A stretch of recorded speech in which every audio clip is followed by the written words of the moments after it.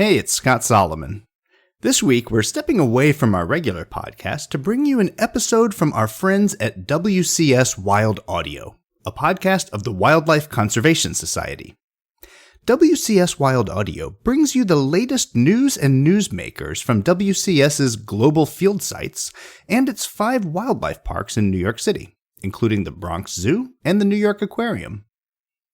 In today's episode, Wild Audio's Hannah Kaplan talks to Inaoyom Imong, director of Cross River Landscapes for the WCS Nigeria program.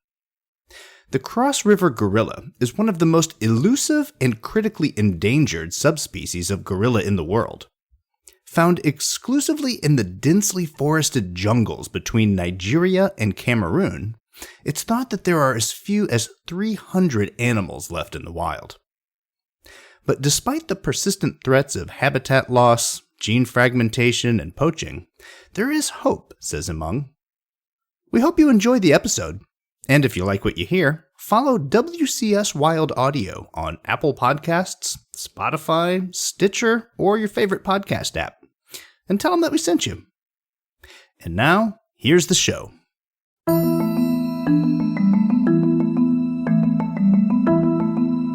Hello, I'm Hannah Kaplan, and this is the WCS Wild Audio Podcast, where you'll find reported audio stories covering the latest news and newsmakers from WCS's field sites, zoos and aquarium, and their conservation partners. We've got a great show today, so let's get to it.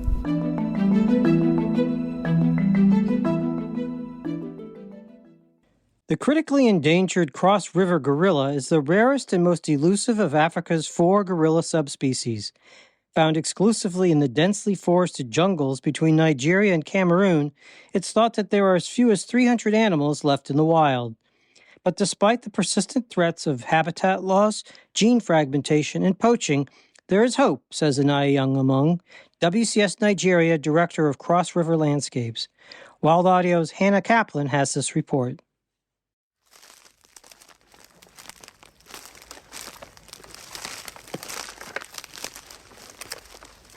Inaoyom Imong was descending a forested slope alongside 6 of his colleagues when he first saw them. A group of 13 Cross River gorillas under a sweeping fig tree, sleeping off their feast of fallen fruit. The team was stunned, adrenaline, fear, and exhilaration pinning them to their spots.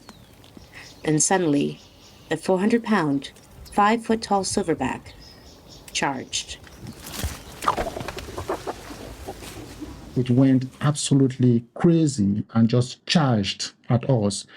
Came really close, went back to its family, and came back charging. It charged at us a couple of times before the whole group moved away. And for everybody in that group, including myself, we were just so shocked. The feeling is almost indescribable. It was amazing. It was an experience I would never forget. And that experience has lived with me since that day. Imong was lucky to even see these elusive gorillas in the wild. It is incredibly hard to see the Cross River gorillas in the wild. I've been studying and working to protect these gorillas for about 20 years now and have seen them only twice. Imong's work protecting these rare animals was born out of his personal connection to environmental degradation in this region. After completing a degree in zoology and working on a study of the impacts of bushmeat on the Cross River region, Imong returned to his childhood home, a place where he had first developed his passion for nature.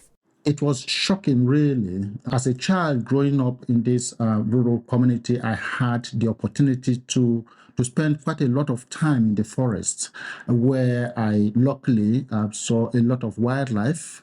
When I completed that study and returned to my village, I already could see that a lot of the forest that I saw as a child growing up was already gone, lost to agriculture, timber exploitation, and other human activities, and how much of the wildlife was gone as well, lost to bushmeat hunting and trade. This was really an eye-opener for me. And at that point, I just knew that something needed to be done to save what was left of our wildlife and rich forest.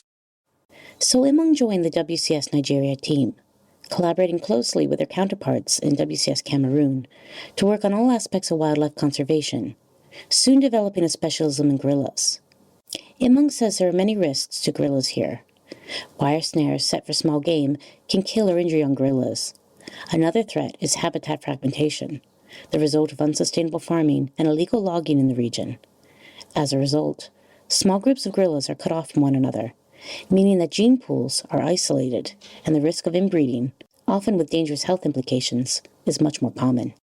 Habitat fragmentation impacts the cross-river gorilla population if these small subpopulations become isolated, then long-term, the population itself is not viable because there is no gene flow between subpopulations. That long-term, for the population to survive, there needs to be a gene flow between subpopulations. We speak about around 300 individuals, and you have small subpopulations numbering only 20 to 30. When isolated, you can imagine that there will be consequences on the population. To address this issue of gene flow, the WCS teams here are taking a landscape approach, seeking to protect the entire transboundary region through which these gorillas move as one intact habitat. This preservation of habitat corridors is what allows gorillas to move between subpopulations, an antidote to gene fragmentation.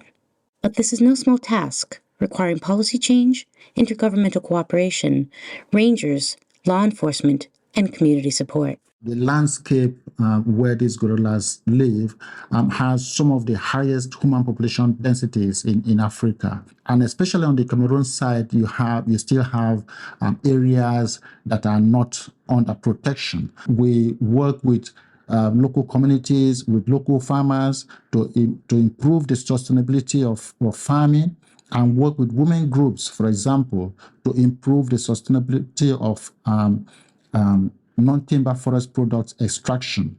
All of these things we're doing to help address these threats.